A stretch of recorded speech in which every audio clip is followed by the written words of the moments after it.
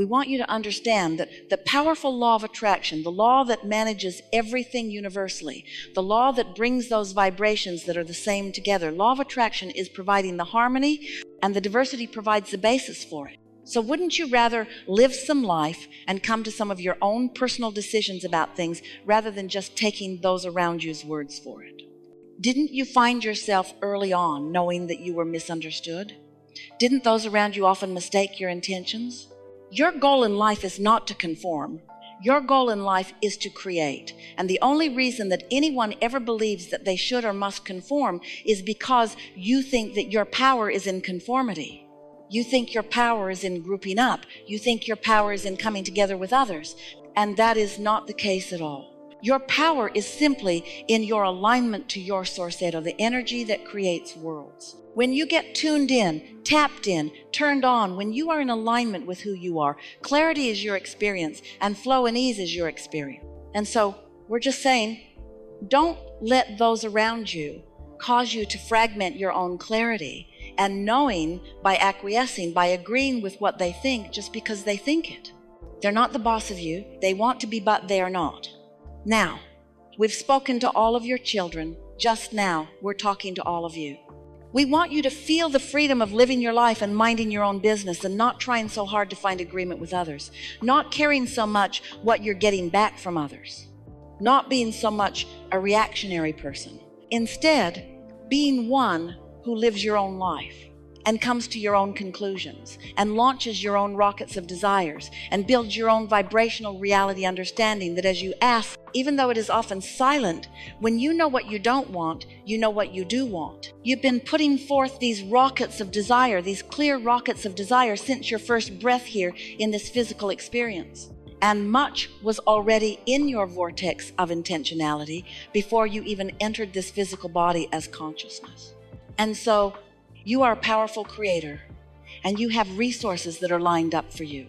And as you've carved out the details of what you like and what you prefer and who you are, your inner being has found harmony with those ideas, understanding your worthiness and your goodness. And we are wanting you to understand your worthiness and your goodness, and most of all, maybe your power.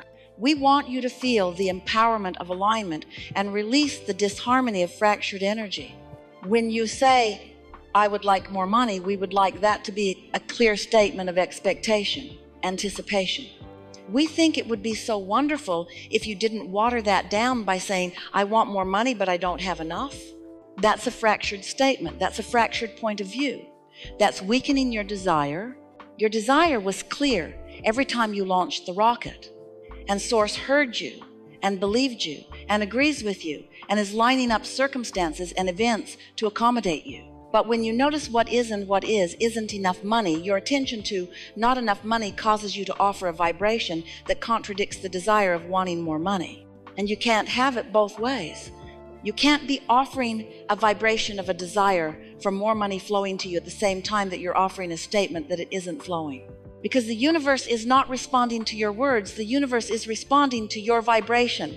And your vibration is understood by you by the way you feel. So if you feel downtrodden, if you feel disadvantaged, if you feel taken advantage of, if you feel not enoughness about something, then it doesn't matter how many words you offer or how many people you tell or how much you smile and hype your cause. The universe isn't responding to your words. The universe is responding to how you feel. So you've got to shift how you feel.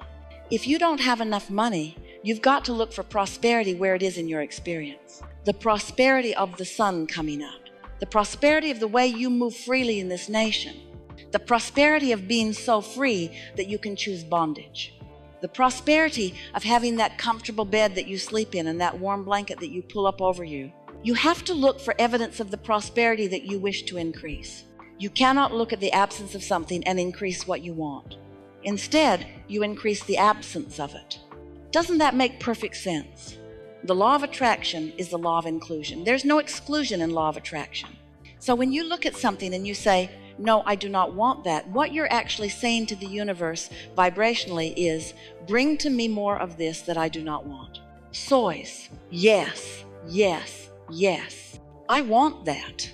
That's a really wonderful word, yes, because yes is saying, come to me, this thing I want.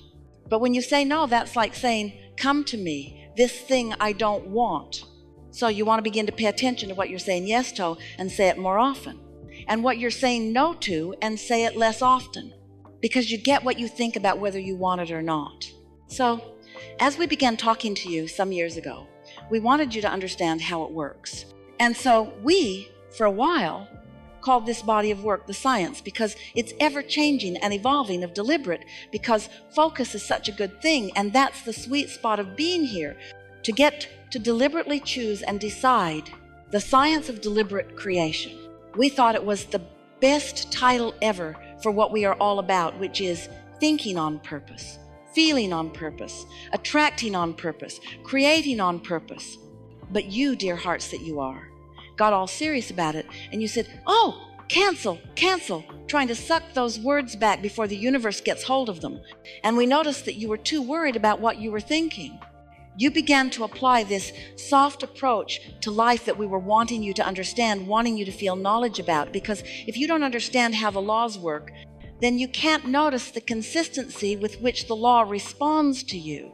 Once you understand how the law of attraction works, then you can notice its absolute consistency, and then you can find your place within it. Once you understand that you were source energy before you came into this physical body, and that source energy part of you is still alive and well and active and dominant, then you can understand that you, in every moment, have a source energy perspective and a human physical personality perspective, and that those two perspectives are playing off of one another.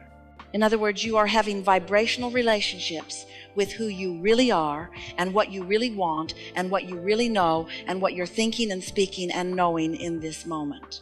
So the emotions that you feel have to do with how wide that gap is between you and you. When you are in sync with who you are and you've closed that gap, you feel love, you feel exhilaration, you feel satisfaction, you feel eagerness. But when the gap is wide, when what you're thinking is very different from what the source within you is thinking about this moment in time, because that's always where your inner being is focused, right here with you, about what you're focused upon, right here, right now, about what you're focused upon, right here, right now, about what you're focused upon, right here, right now, about what you're focused upon. So your inner being is focused, did we tell you, right here, right now, about what you're focused upon. Do you understand that? Your inner being is focused right here, right now, about what you're focused upon, and your opinion about what you're focused upon matters in relationship to how you feel. If you're mad at yourself, since your inner being never is, that's what that feeling of guilt feels like, or self-blame. If you're hating someone, and they darn well deserve it too, don't they? That's what Esther says, Abraham. You just need more information. You need more information. If you're hating someone, that feeling of hate within you is the emotion that you feel when what you're about right here, right now, and how your inner being is viewing it right here, right now, we're vibrationally different. So once you realize how long you have lived, how many lives you have lived, how much you've come to, how expanded and evolved you are, and how important this life has been in adding to who your inner being is, the total expansion of who you are, then you come to understand quite easily, with a little bit of practice, that caring about how you feel means caring about this gap, caring about how you feel and doing something about it gradually. You can't do it all at once any more than you could just jump over a house. You have to gradually move it.